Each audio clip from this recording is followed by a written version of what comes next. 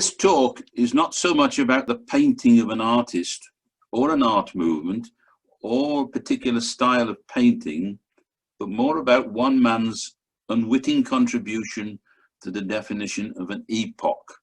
Paris, at the end of the 19th century, captured in all its gaiety, spontaneity, and decadence, known to us as the fin de siècle. And admire him or despise him, that man was nothing less than a phenomenon. That man was Henri Toulouse-Lautrec, or to give him his full name, Henri Marie Raymond de Toulouse-Lautrec Monvat. Hopefully, you wouldn't have to sign too many checks like that. Lautrec was born in 1864 at his mother's family home in Albi in southwestern France. You'll hear a lot about Albi if you've never heard of it before, because much of his work has ended up down there in the museum devoted to him. His father, being minor nobility, was entitled to be called Count, and his mother was a countess, therefore. Had Henri outlived his father, he would have inherited the title Count or Comte Toulouse-Lautrec. In 1872, the Countess took Henri to live in Paris. The Count visited on occasions. His parents were virtually estranged. Henri was educated at home by his mother and various tutors. Significantly, at the age of 13, he broke his left leg, and the following year fractured the other. From this point on, neither leg developed properly, probably as a result of a rare hereditary bone disease, which would have been exacerbated by intermarriage. There was a history of family inbreeding. His parents, for example, were first cousins. Consequently, though the upper half of his body developed normally, he aspired to only 5 foot in height. The condition also left him with oversized nostrils, lips, and, it said, genitalia. Reconciled to this condition, at the age of 16, he painted this self-portrait. It's quite a small one, 16 by 13, and this is in the Albi Museum. Using a mirror image, perhaps it's been suggested, though not very confidently, to express a disgust with his own body, as well as a certain resolve to make the best of life's joke at his expense. It's quite an accomplished painting, as you can see, done in the Impressionist style, and he's shadowed his face so that you can't really see his features, and I suppose that's what that comment is basically referring to. Confidently painted, it suggests the work of a talented student. In Paris, he was taught by a deaf-mute landscapist and friend of his father, Prince Tau, but Lautrec was little interested in painting landscapes. He preferred human figures, as did Degas, who was an influence on him. This is the post-impressionist painter, Émile Bernard. You've probably never heard of him. I certainly hadn't until I saw this portrait. It measures 21 by 17. It's in the Tate, actually, and it was painted in 1885. In the 1880s, Lautrec lived and worked in Montmartre, which had only recently been subsumed into the capital. This was the sort of painting he was doing then. Another example would be this of Hélène Vary, a model done in his studio on cardboard, and it measures 20 by 30. Now, I make mention of cardboard before because a lot of his paintings are done on cardboard. It was a preferred surface for him to work on because he liked the idea of the original basic cardboard color pushing through whatever he painted, especially the thin washes, and I think you can see what he means there. This painting is in Germany at the moment. Bourgeois artists and anarchists were attracted to Montmartre because of the radical nature, its radical nature, where brothels, cafes, and places of popular entertainment flourished. The Café Concert, for instance, provided a working class alternative to the theatre. And it appears the young Lautrec was attracted to its spontaneous gaiety and promiscuity like a moth to a candle. Lautrec began to attend the cabaret at Le Milleton, translated as the toy flute, owned by one Aristide Bruant. It was promoted as the place to visit if you want to be insulted. Bruant himself performed there nightly as a singer and became the darling of both the elite and the artisan audiences. And this is the actual place where he performed. This is the cabaret. During the performances, Bruant sold copies of Le Milleton journal, for which Lautrec contributed illustrations. It was through his friendship with Bruant that Lautrec gained entry to the bohemian underworld of Montmartre. By 1886, Lautrec, who by the way met Van Gogh in that year, was developing his own style which owed little to artists who worked about him, with the exception of Degas, whom I already made mention. And he shared a fascination with Degas, with the working class woman. This painting is called The Laundress, painted in 1889. It's in private collection and measures 3 foot by 2.5 foot. The model's face is obscured as she stares over the rooftops of Paris, and her stance and clothes speak volumes. There's a somber bleakness about her, probably because of the repetitive nature of her manual labor. The model's name is Carmen Godin, and Lautrec often used her at the time. It's quite a successful painting, I think. I think he's caught the roughness of the material of her chemise or top, or whatever you like to call it. It matches the roughness of her skin as well, I think. She generally encapsulates working class ethos, I think. He had now begun to exhibit his work and had set himself up in a studio in the center of Montmartre, where he produced works such as Dance at the Moulin de la Galette in 1889. This painting is in Chicago and measures 34 by 40 inches.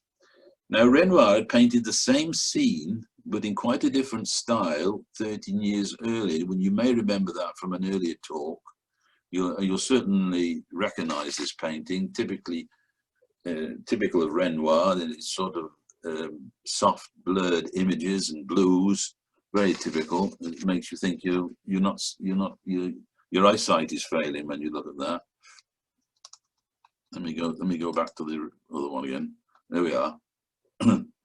This one, on the other hand, as you can see, Lautrec has got, he quite likes these diagonal barriers across the painting. Obviously, this is where they eat, and then he's got these 3 women sitting in front of it watching the dancing, and this guy is leaning forward, looking through them. He's only really interested in these 4 characters. The dancers are some way away. There's quite a gap between the dancers and these 4, and they're done in a very sketchy manner, as you can see. It's almost as though he's sketched them in. First of all, you can virtually see the lines of his drawings there, and then just gone over those with a light wash. Sorry about the phone going. The whole impression, of course, is rather gloomy, poorly lit dance floor. I'll just let that ring itself out, unless Chris answers it, of course. Right. It's thrown me completely. Right. It marks a departure from the social commentary of works like The Laundress and points towards the subject matter with which we most associate it. Situated in a windmill with a yard at the back for dancing, La Galette was in stark contrast to the more sophisticated dance halls of the boulevard and mainly attracted the working classes. However, in 1889, Lautrec switched his interest in cabarets and dance halls, specifically to the Moulin Rouge, which opened in that year.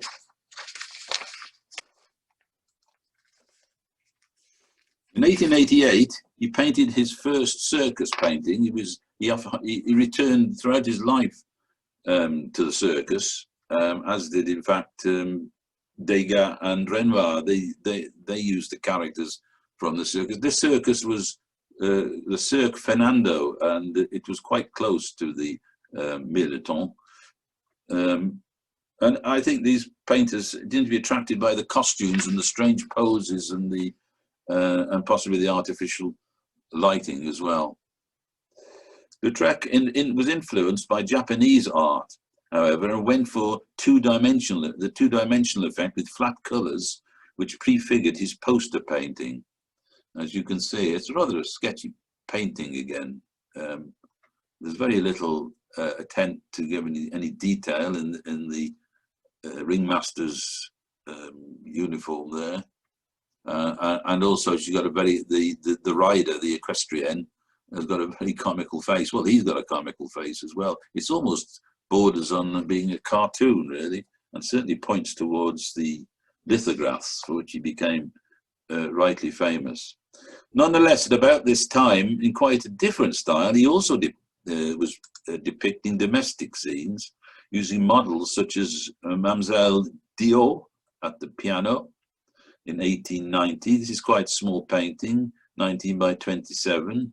This is in the Albi Museum, and again, it's rather impressionistic in its style, I think, quickly done, and rather somber in mood as well. It hasn't got the bright, vibrant colours the Impressionists used, so we'd have to classify this as post-Impressionist, I think, if it's going to be classified as anything. And then the Policeman's Daughter. This is in Hamburg. This painting measures 26 by 30, and again you can see, or you can probably infer, that this is done on cardboard. The idea of painting on cardboard, he was to say, was to create the tone and mood of the painting so that the base colour would come through. Well, we'll have to reserve judgment on that, I think. He painted men too at this time. The actor Henri Samary of the Comédie Française, for instance, it was a personal friend of Lautrec's. This painting is in the d'Orsay, and certainly a brighter, gayer painting, I think. And also a very fine pastel. This is Louis Pascal, the architect, another personal friend, again done on cardboard, as you can probably work out by now, painted in 1891. And of course, it's his lithographs, posters and paintings of the dancers at the Moulin Rouge for which he actually achieved fame. I'm so fond of this particular pastel that it's actually on the walls in my room, although I'm not going to move my camera to show you, but I think this is a very, very fine painting. It's very light in colour. The man's face is full of character, although again it's done in the impressionistic style, and you'll notice these vertical lines, these vertical strokes are creeping into his paintings, and we shall see a lot more of those as we go on. The Moulin Rouge was the brainchild of Spanish impresario Joseph Olé, who founded a number of clubs in Paris. The entrance was off the Boulevard de Clichy via a large replica windmill. Every Wednesday and Saturday evening, there would be a dance which would spread out in fine weather into the tree-lined garden at the rear.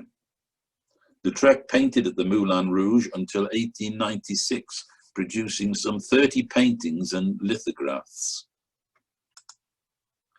This is one, painted in 1892. This measures 49 inches by 54 inches, so it's quite a substantial painting.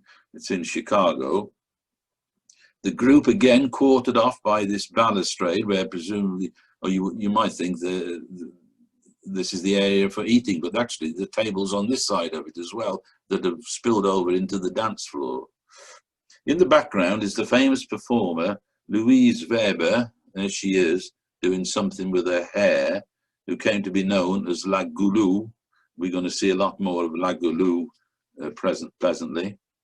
And Toulouse-Lautrec also painted himself there, just passing by with his friend Dr. Tappy. This face here is quite remarkable. I mean, it almost looks as though she's wearing a mask. I'm sure she isn't. I think the idea is to give the impression that of the artificial lighting that would have been in the room. And this woman also, her face is very brightly lit, as is this woman's hair, whereas the men are quite somber, really, and uninteresting, I have to say. Again, the painting is largely done in impressionistic style with quick strokes, no real great attention to detail, and we can already see in these vertical lines coming in the back as though it has to be said, a little bit slapdash, I think.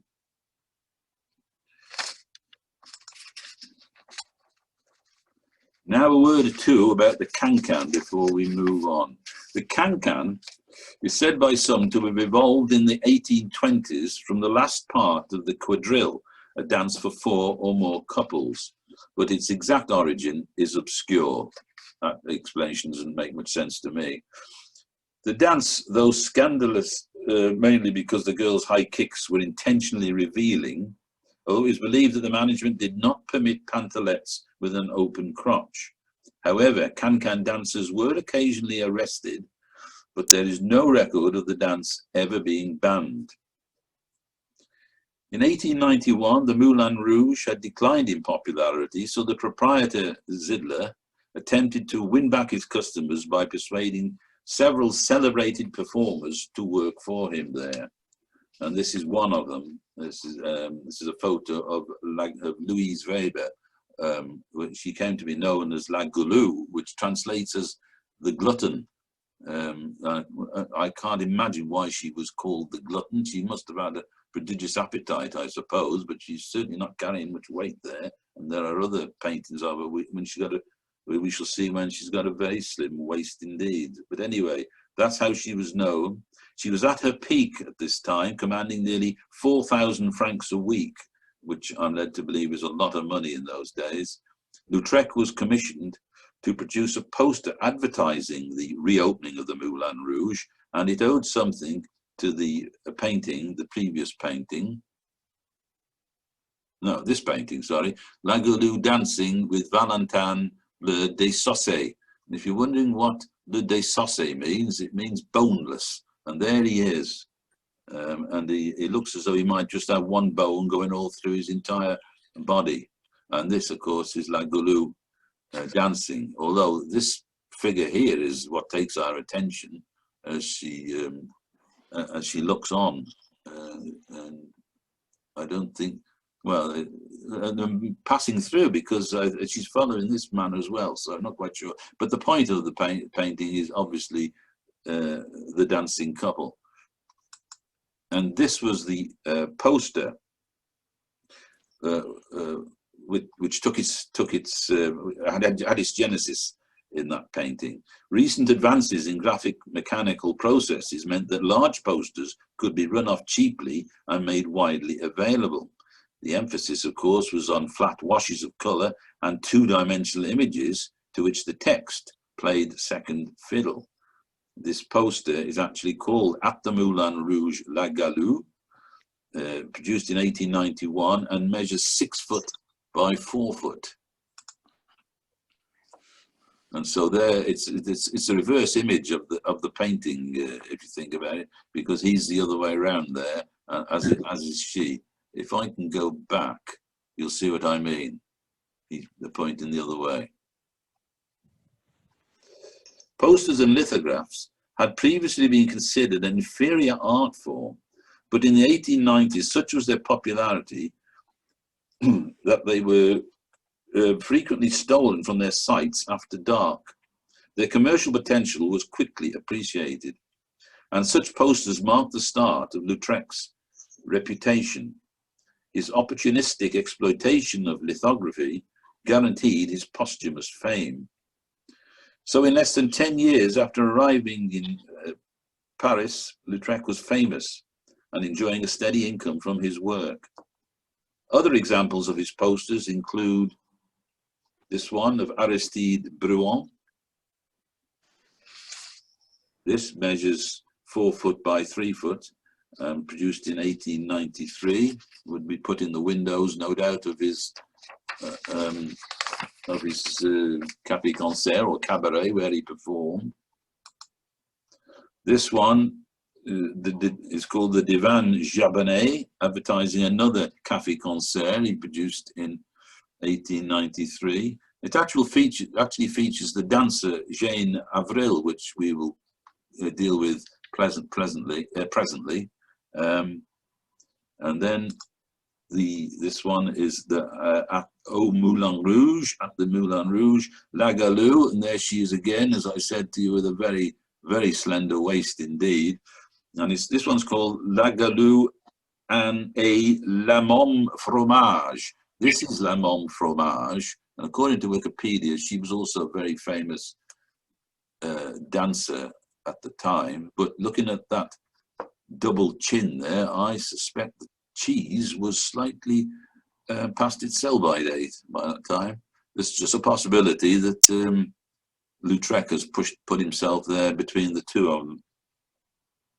There's a great emphasis on texture and line in the next one, La Revue Blanche. This one is done with 4 colors: blue, red, green, and black. I don't propose to go into the mechanics of how lithographs were produced. It's too involved. It involved a stone, and it was quite. I watched 1 or 2 YouTube demonstrations of it, and it's such a time-consuming business that one wonders why anybody would get involved with it at all these days. But of course, it was innovative in those days, and it enabled them to produce these huge posters very cheaply. They could be plastered all around Paris, advertising these venues or magazines or performers or whatever. And of course, there's a hint here in this one, though it's getting slightly more sophisticated. There's a hint. It hints towards the Art Nouveau movement of the early 20th century. I think you'd agree with that. This is a painting, a bona fide painting of that Lautrec produced of La Galou entering the Moulin Rouge. He produced this in 1892. Again, this is done on cardboard, although it's not very obvious, I don't think, in this instance. It measures 31 by 23 inches and is in New York, if you want to see it up close. By now you can see that it's very typically Lautrec in style. Whatever she's wearing here is rather sketchily done, as you can see. I suppose you might say that that brown, it could be that cardboard coming through, and it's just a wash and more of some sort of very light white or hints of blue wash coming through, maybe. I don't know. This looks like La Môme Fromage again to me, which we just met a minute ago. And this Le Trousset nose rather suggests this could be Jane Avril, but she's not credited on the painting at all, so we'll pass that by. Lautrec was besotted with La Galou, but she kept herself aloof and refused to sit for him, oddly failing to appreciate the influence he could have had on her career. However, he convinced the Moulin Rouge management to force her hand and put posing into her contract. Well, she posed all right, but mainly for these sort of cheeky, candid cameras of the day. And we'll pass on from that. He did, however, paint her dancing. This one is called Preparing for the Quadrille. So the quadrille is still there in some sort of form or other. This is La Galou, and there's no attempt at likeness here, as you can see. Absolutely, she's hitched her clothes up, ready to strike out onto the dance floor. In fact, she looks as though she really means business to me. She's a woman that doesn't take prisoners, I would have thought. But by 1894, the quadrille had ceased to be popular, and La Galou was already suffering from the effects of excessive alcohol consumption and had put on too much weight to continue dancing there.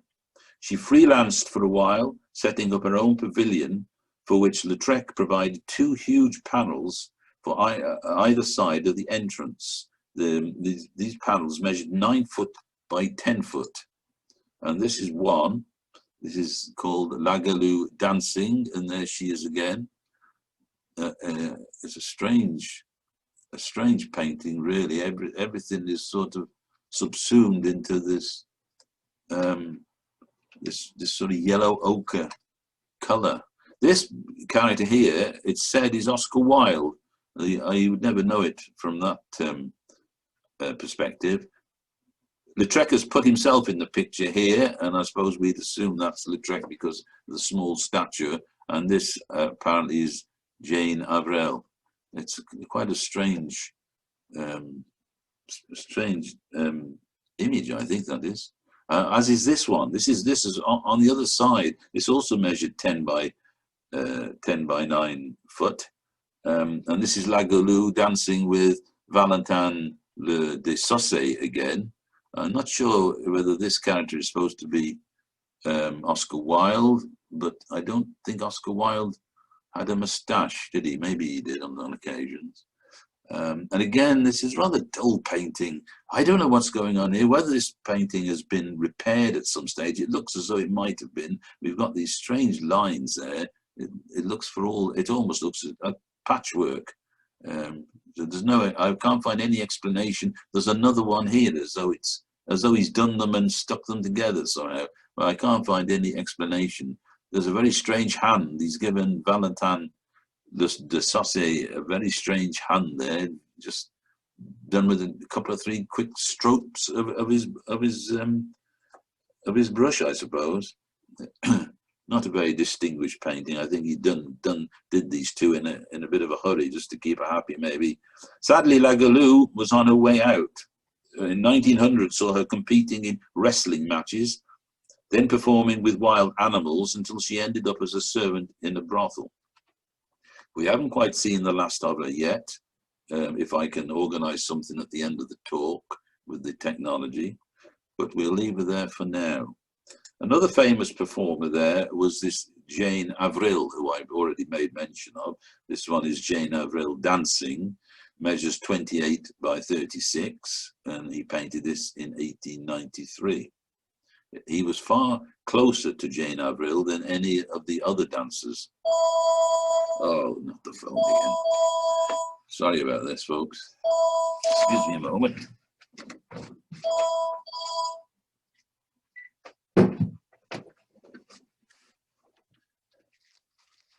Right. I quite like this painting, actually. It's bright. I like the orange there. He got a strange way of depicting dancers with regards to their leg movements. Somehow the one foot seems to be pointing that way, and this one's coming down that way, and then the arm is underneath the foot holding it up. So, oh, sorry, didn't mean to do that. Right. So but anyway, we've certainly got the impression of movement there. There's no question that Jeanne Avril is dancing. She began dancing in the Moulin Rouge in 1889, but preferred to work as a solo artist. The poet Arthur Symons said, and I quote, "She was young and girlish and had about her a depraved virginity." I'm not quite sure what a depraved virginity is, but that's what he thought of it anyway. Her retroussé nose is her most distinguishing feature, and here we can see it again. This clearly is done on cardboard, painted in 1892. It's in America, and it measures 33 by 25. It shows the star in a philosophic mood, leaving the Moulin Rouge, self-contained and sort of isolated. There's certainly he hasn't painted any adoring public around her at all. And it's a bit of a mismatch of styles. It's obviously impressionistic to a degree there. Then we've got these vertical lines again, which he seems to be very fond of. And the cardboard is we can see the cardboard coming through. And then he seems to be experimenting with the pointillist, the later pointillist style with these little dots. I'm not intentionally doing that, but it is it is by way of the pointillist movement, I suppose, which came later. They might take something from that, maybe, I don't know. And here we see her again. Now she's leaving. She was leaving the Moulin Rouge before this.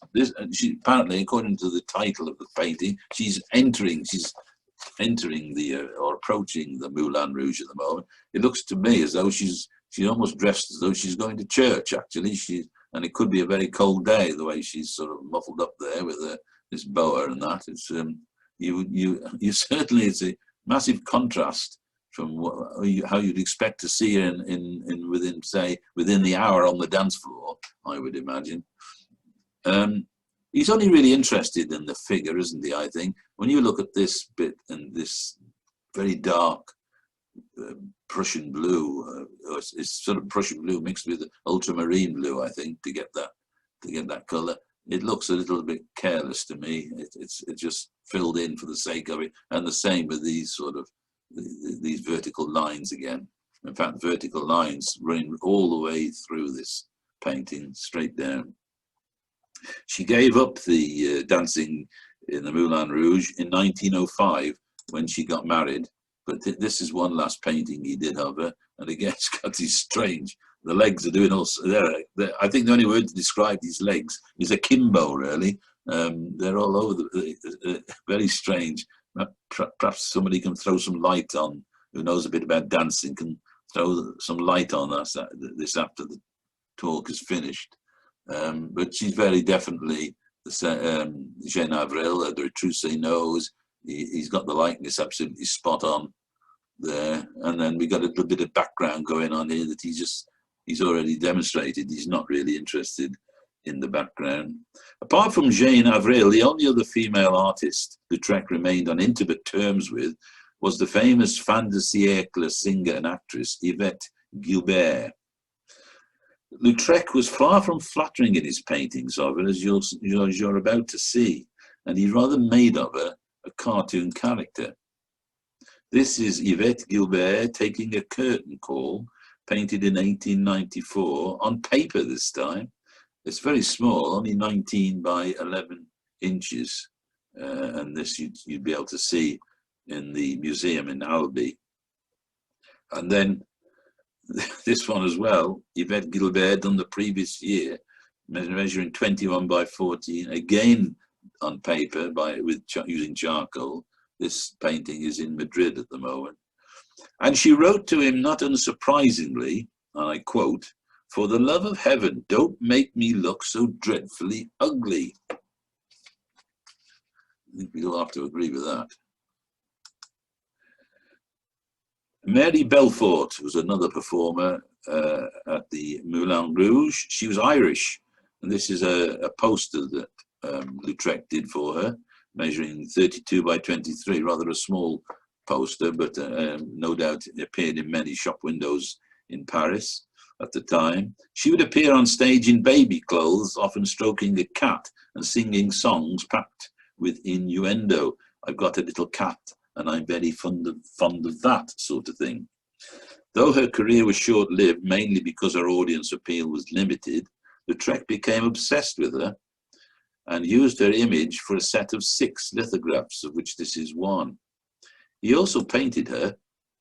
This painting is called Miss May Belfort. This is an American, measures 3 foot by 1.5 foot, I suppose. Again, very impressionistic in style, quite vague, really. He's not too interested in catching a likeness there, though I think he has. So make of that what you will. There's no doubt Lautrec's representations of the stars of the Moulin Rouge helped to consolidate their reputations. Something like a satirist, he worked up their salient features until they transcended the individual. In other words, he made of them popular icons, personalities, for mass consumption. Gradually, Lautrec began to forsake the nightlife of Montmartre for the more fashionable brothels of Paris around the Champs-Élysées. He would stay in some of them for weeks at a stretch. Now, it's worth reminding ourselves at this point that he was minor nobility, for which no doors, no closed probably. It's known his mother, the Countess, thought little of his lifestyle, not surprisingly, but possibly stomached it for as long as she could for the sake of his art. With his move to the fashionable brothels, he seems to have become more interested in painting single figures rather than dancing girls striving for psychological insight. This one is called La Toilette, painted in 1896, measuring 26 by 21, and this is in the Musée d'Orsay in Paris. His subjects were drawn increasingly from the opulent brothels or maison clos, as they were called. I think this is a very successful painting, actually. Again, it's impressionistic in style, but I think the colouring, the light colouring, is done with a very light palette, and I like the way that she's déshabillée, as it were. A stocking is halfway down the leg there, so she's just sitting there and probably talking to somebody across the room, not particularly bothered about getting dressed. Although it could even be, because this is all the same colour, it's sort of very pale lilac or white with hints of lilac in it, that it's a huge sheet that she sort of wrapped herself in. Difficult to say. I quite like this chair. It's a curious shape, this chair, and then we've got this other chair here where the clothes are just thrown on there, so we get the impression of a rather carefree, careless existence. And I'm also amused by the tin bathtub there, which takes me back to my boyhood, I suppose. But I think this is one of the more successful Lautrec paintings, if I may say that. Also, this one is called the Salon at the Rue des Moulins, a much larger work, and this is done on canvas this time, in the same year, measuring 43 by 52. The women are relaxing in comfortable surroundings, presumably waiting for well-heeled customers. It's quite a severe, the colouring is quite harsh and severe, presumably indicating the bright lights that the clients would meet as soon as they walked in. And then we've got this cropped figure here on the extreme light. It seems to have a chemise hitched up around her waist, ready for action. So that makes it quite clear where we are, that we are in a high-class brothel. In this photo, we see Lautrec admiring this very painting. So there's the painting again. I don't know quite why this particular photograph was taken.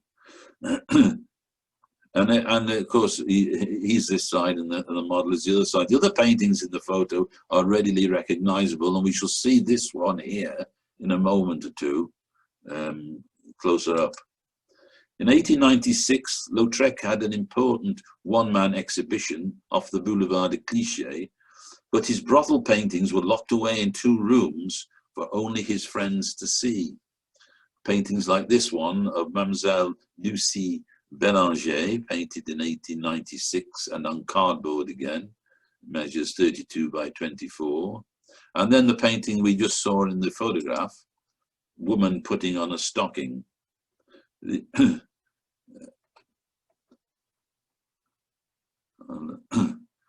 Yes, well, again, typical Lautrec style at this point. Again, we got the vertical lines, or not too many of them, I suppose. And the painting seems to, it's a strange face, this person. It's difficult to tell whether that's a man or a woman. I suppose it's a woman, but what an exaggerated nose and chin she's got, shall we say. These huge hands as well down here. But the whole atmosphere of the painting is one of sleaze and sort of a sordid lifestyle. Or maybe you could say a matter-of-fact lifestyle, because this is a working girl. I suppose that's what we call her these days. And these somewhat salacious offerings lead us on to the so-called lesbian paintings, of which there are several.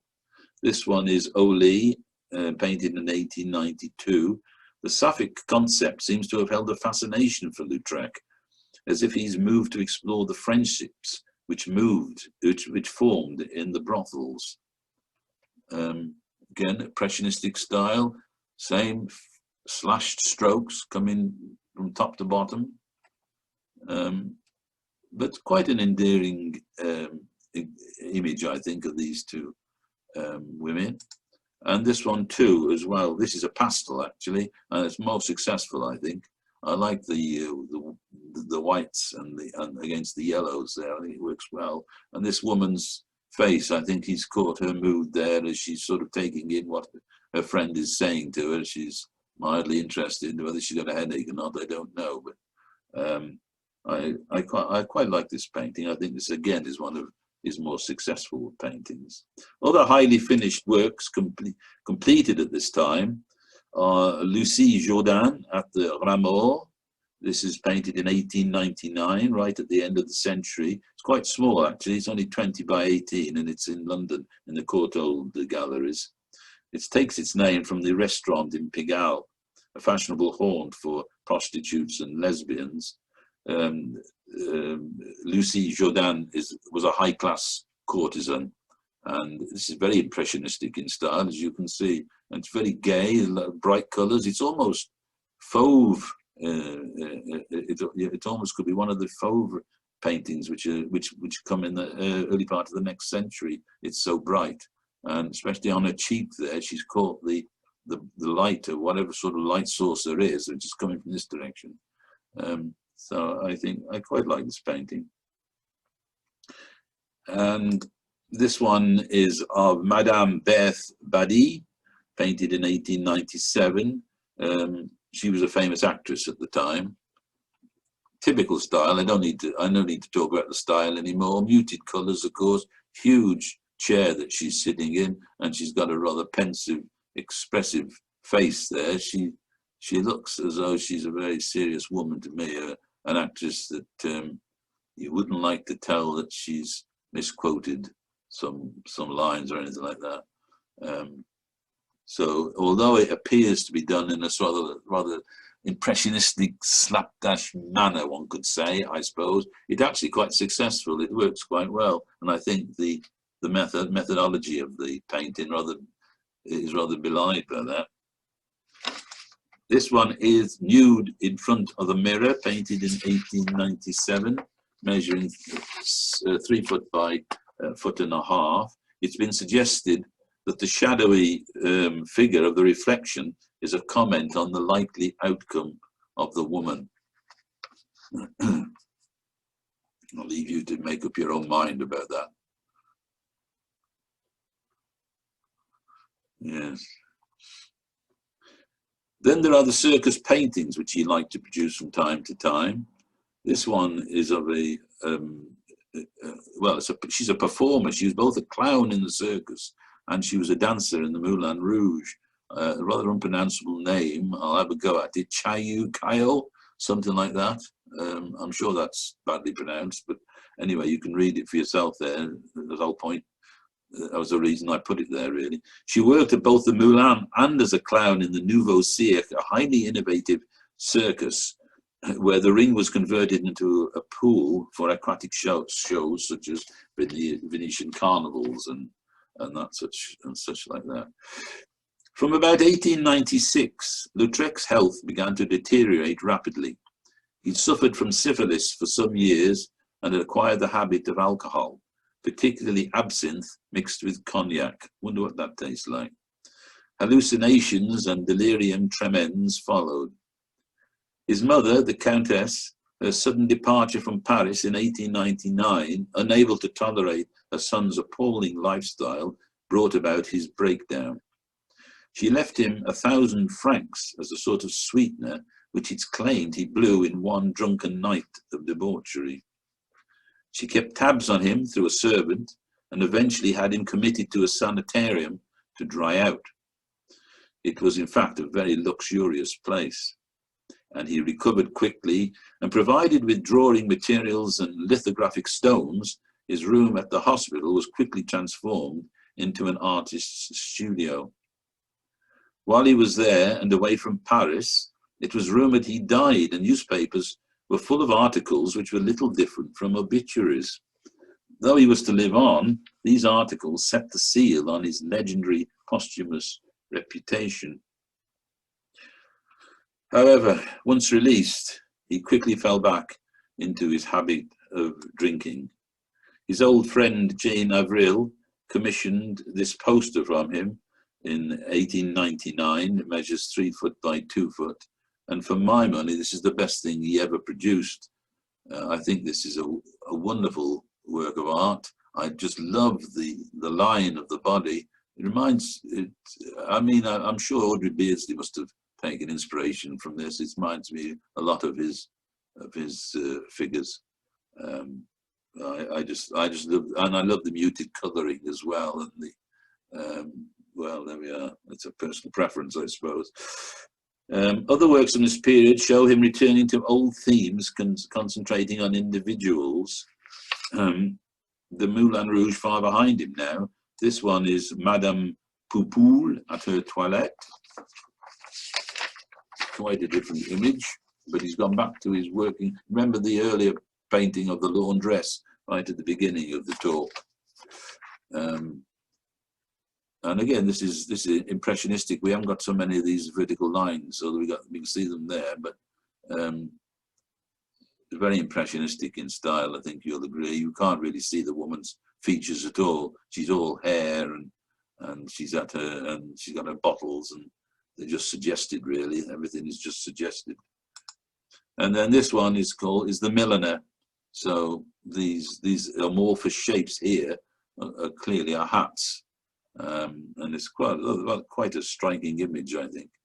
He concentrated on portraiture at this time. We moved into the last 2 years of his life, which he spent in Bordeaux, incidentally, and he took a studio there. This was probably the last portraiture he painted. This is one of his boyhood friend Maurice Joyon. This is in Albi, and it measures 4 foot by 3 foot. Unbelievably, the work, it said, took 72 sittings. Now, I can only suggest that an awful lot of those sittings were spent reminiscing about their boyhood. I just can't see where the work of 72 sittings has gone into this painting, but it's quite a striking painting. This sort of chrome yellow in this sou'wester waterproof clothing. It's quite striking, I think, and he's introduced hints of green into it, which work very well. And then we've got this Venetian red around there, and I think the whole thing works well. Certainly got a very definite idea of this man, and he looks quite capable of using this gun, I think. In 1901, Lautrec returned to Paris to put his studio and effects in order, but suffered a stroke while he was there. He managed to return to his mother's home at Malromé, but only to die there. He was 37. He left behind him 700 oil paintings and over 5,000 drawings. But it was his popular poster prints which would come to encapsulate the period known as the fin de siècle, both its gaiety and its decadence. One obituary read, "Because he was small, ugly, paradoxical, and in every way unique, the Parisians made of Lautrec a little neat conception in the words gnome, dwarf, bohemian of Montmartre. They conveyed only one side of his misunderstood nature, which remained, despite the disgraces, at heart as noble as his birth. Lautrec's contribution to art was used to construct a vision not only of decadence, but the death throes of a Paris in decline, encapsulated in the phrase fin de siècle, a period forever linked with Toulouse-Lautrec.